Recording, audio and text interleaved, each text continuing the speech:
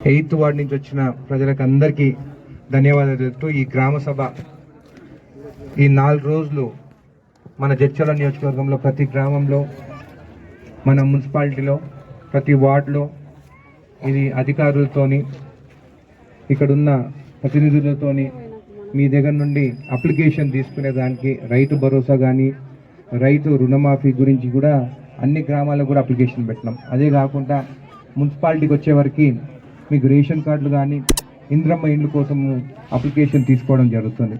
అయితే అందరు ఏమనుకుంటున్నారంటే ఆల్రెడీ ఒక లిస్ట్ వచ్చేసింది వాళ్ళకి ఇచ్చేసినారేమో, మళ్ళీ మా పేర్లు లేవని చెప్పి కూడా కొంతమంది ఆందోళన వ్యక్తం చేస్తున్నారు. అయితే ఈరోజు అది శాంక్షన్ చేసిన పేర్లు కావాలి. ఇవన్నీ మీరు ఎప్పుడైతే ముందు అప్లికేషన్స్ పెట్టుకున్నారో ఇవన్నీ పేర్లు మా దృష్టికి వచ్చినాయి. ఇవి కాకుండా ఇంకా వేరే పేర్లు కూడా ఏమైనా ఉంటే మీరు ఈరోజు ఇచ్చి గ్రామ సభలోనే మీరు అందరు తీర్మానించి అప్లికేషన్ లేకుండా మాకు ఓటు వేయండి. మీరు రేషన్ కార్డు మేము కట్ చేస్తాం, మీరు ఓటు వేయకుంటే మీకు ఇండ్లు కావాలంటే మాకు ఓటు వేయాలని బెదిరించి గత 2 ఎలక్షన్లు అయిపోయినాయి.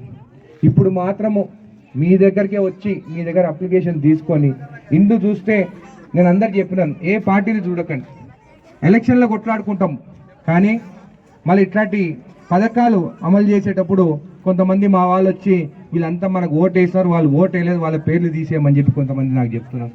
కొంతమంది ఏమో వాళ్ళు టీఆర్ఎస్ వాళ్ళు వాళ్ళ పేర్లు ఉండొద్దు, వాళ్ళ పేర్లు వచ్చినాయి మన పేర్లు రాలేదు అని అంటున్నారు. నేను ఒకటే మీకు అందరికి తెలియజేస్తున్నాను, అన్ని పార్టీల వాళ్ళకు కూడా చెప్తున్నాను, టీఆర్ఎస్ కానీ బీఆర్ఎస్ కానీ బీజేపీ కానీ సిపిఐ కానీ అందరికీ కలిసి పనిచేద్దాం. మనం కొట్లాడుకుంటే పేదవాళ్ళు నష్టపోతున్నారు. పేదవాళ్ళు ఎవరైనా కానీ మీరు పేర్లు ఇవ్వండి, అందరు కలిసి పేర్లు ఇవ్వండి. మీ సంతకాలు కూడా గ్రామ సభలు మీరు కూడా సంతకాలు ఆమోదించి తెలపండి. మీరు ఎవరికైతే ఇండ్లు రాలేదో మీరు తెలపండి. ఎవరికైతే మట్టి గోడలు ఉంటే ఖచ్చితంగా మట్టి నుండి తాడుపాలు వేసుకొని ఇల్లు కూరుస్తున్నాయి వాళ్ళకి ఇండ్లు ఇస్తాం. రేషన్ కార్డు ఒక కుటుంబంకి వస్తుంది, ఒక కుటుంబంకి వస్తలేదు. పిల్లలు కూడా పెళ్ళిళ్ళు అయినాయి, వాళ్ళకి రేషన్ కార్డులు లేవు కొత్తగా. ఇవాళ ఎవరు మీరు చెప్పండి, మా అత్త కోడలు ఎవరన్నా బాగుంటున్నారు ఒక ఇంట్లో, అత్తకు రేషన్ వస్తే కోడలికి ఇవ్వదు. అందుకని కోడలు ఖచ్చితంగా మా రేషన్ కార్డు ఇప్పించాలి. అందుకని మీరు ఆమోదం తెలిపేటప్పుడు అరే వాళ్ళ ఇంట్లో వాళ్ళకి రేషన్ కార్డు ఉంది వీళ్ళ పేరు కొట్టేయకండి అని చెప్పి చెప్పకండి ఎవరికైనా కానీ.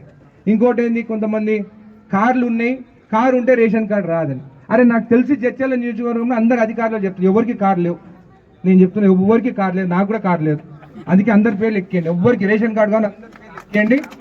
ఎవరికి కార్లు లేవు జడ్చర్లలో, అందరు పేద పరిస్థితుల్లో ఉన్నారు, పేదోళ్ళే ఉన్నారు.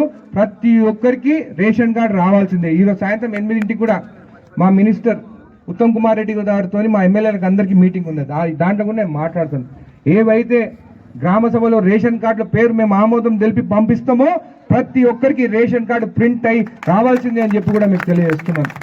కావాలని ఒకరికొకరు పడకుండా ఆయన కారు ఉంది, ఆయనకి ఇల్లు ఉంది, ఆయనకి టీవీ ఉంది, ఫ్రిడ్జ్, నీకెందుకే వాళ్ళ ఇంటి గురించి? వాళ్ళకి ఫ్రిడ్జ్ ఉంటే నీకు టీవీ ఉంటే కారు ఉంటే మీకెందుకు? వాళ్ళకి రేషన్ కార్డు రావాలి, వాళ్ళ పేరు చెప్తారు, ఆమోదం తెలిపి పంపించండి అంతే. తర్వాత ఆ రేషన్ కార్డు ఇప్పించే బాధ్యత నాది. ఈరోజు హౌసింగ్ బోర్డు కూడా నాకు మంచి మెజారిటీకి గెలిపించినారు. మీరు మనం మాట్లాడేటప్పుడు దీనికి సీసీ రోడ్స్ కావాలి, డ్రైనేజ్ కావాలి, రోడ్లు లేవు అని చెప్పి కూడా ఒక మొత్తం ఎస్టిమేషన్ తీసుకోవడం జరిగింది. మా కౌన్సిలర్ అందరు ఉన్నారు బీఆర్ఎస్. మళ్ళీ నేను వచ్చిన తర్వాత ఈ సంవత్సరంలో 9 కోట్ల రూపాయలు వచ్చినాయి, అంటే మొత్తం 39 కోట్లు. ఎలక్షన్ కన్నా 3 నెలల ముందు ఈ అసమర్థ మాజీ ఎమ్మెల్యే మహబూబ్ నగర్కి మీరు వాడుకోవచ్చు, మాకు 1 రూపాయి కూడా అవసరం లేదని సంతకం పెట్టి 30 కోట్ల రూపాయలు మనకు వచ్చిన పైసలు మహబూబ్ నగర్కి పోయినాయి. దాంట్లో కనీసం 10 కోట్లు వచ్చినా మన జడ్చర్లలో ప్రతి గ్రామం నుంచి ఎక్కడి నుంచి అయితే ముడాకి పైసలు వచ్చినాయో, గంగపూర్ వచ్చింది, దాని తర్వాత కేదేడుపల్లిల నుంచి పైసలు వచ్చినాయి, దాని తర్వాత పెద్దాయపల్లి నుండి వచ్చింది, దాని తర్వాత ఇక్కడ మల్బోయినపల్లి నుండి వచ్చినాయి, దాని తర్వాత గంగపూర్ నుండి వచ్చినాయి, మోతి గణపూర్ నుంచి వచ్చినాయి, దాదాపు 39 కోట్లు. నేను పోయి కొట్లాడిన ఈ పైసలు మావి కదా, 39 కోట్లు, మా 39 కోట్లు నాకు జడ్చర్లకి కావాలి. ఈ గ్రామాల నుంచి ముడాకి ట్యాక్స్ కట్టిన పైసలు కదా, జడ్చర్లను డెవలప్ చేసుకోవాలంటే ఎలక్షన్ 3 నెలల ముందమ్మా సంతకం పెట్టి 30 కోట్ల రూపాయలు మహబూబ్ నగర్కి వాడుకోవచ్చు అని ఇచ్చేసిన 1 రూపాయి మనకు రాలే. సరే వాడుకుంటే దేనికి వాడుకుండు? పెయింటింగ్లకి, చెట్ల కంటే 6 కోట్ల రూపాయలు అంట. చెట్లు మళ్ళీ కొట్టేసేదానికి 1,75 లక్షల రూపాయలు బిల్ పెట్టినారు, వాడేస్తారు. ఎలక్షన్లో మొత్తం వాడేసిండ్రా తిన్నరా అనేది నాకు తెలియదు, కానీ మనకి రూపాయి అయితే రాలేదు. ఈ అసమర్థ ఎమ్మెల్యే సంతకం పెట్టిండు. నేను పోయి కొట్టాడిన ఆ 30 కోట్లు నాకు కావాలి అని చెప్పి కొట్టాడిన. అరే మీ పాత ఎమ్మెల్యే సంతకం పెట్టిండు కదా, పైసలే వాడేసాం, పైసలు ఎక్కడ ఉన్నాయి అన్నారు. మరి ఏ ముఖం పెట్టుకొని ఈరోజు ఆయన తిరుగుతుండో నాకు అర్థమైతలేదు. కానీ ఇప్పుడు ఉన్న పైసలు దాంట్లో ఒక ఒప్పందంకి వచ్చినాం అందరం, ముగ్గురు ఎమ్మెల్యేలు, అందరు పెద్దలు కూడా తెలియాలి. నేను NM Srinivas Reddy Mahabubnagar MLA, Devarakadra MLA, GMR గారు పాత ఎమ్మెల్యే చాలా తెలివైనోడు, ఎవరు మన దేవరకద్ర ఎమ్మెల్యే, ఆయన సంతకం పెట్టలే. మనోడేమో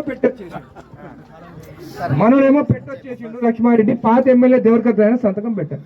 ఈరోజు బాధతో చెప్తున్నారు, ఆ పైసలు వచ్చింటే మున్సిపాలిటీ మీరే కౌన్సిలర్, మీరే మొత్తం డెవలప్ చేస్తుండే, మీకు ఒక 10 కోట్లు వచ్చినా మీ వార్డులు డెవలప్ అవుతుండే, మన పైసలు అవి. ఈరోజు అదే పైసలు ఏమని ఒప్పందం చేసుకున్నామంటే 30% ముడాల ఏది వచ్చినా కానీ 30% జడ్చలకి ఇవ్వాలి, 30% దేవరకద్రకి ఇవ్వాలి, 40% మహబూబ్నగర్కి ఇవ్వాలి. కాబట్టి ఇప్పటి నుండి 6.5 కోట్ల రూపాయలు ఇప్పుడు ముడాకి నేను తీసుకురావడం జరిగింది.